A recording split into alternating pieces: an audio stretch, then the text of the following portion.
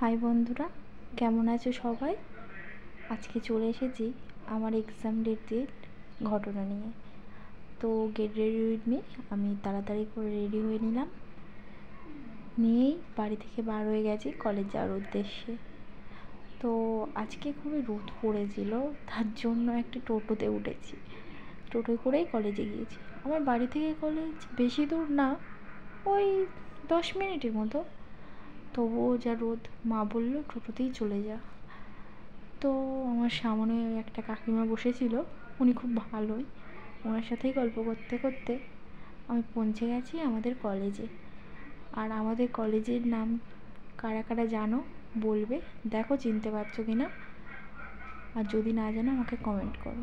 এসেই দেখি বোর্ড মেরে দিয়েছে কোন রুমে।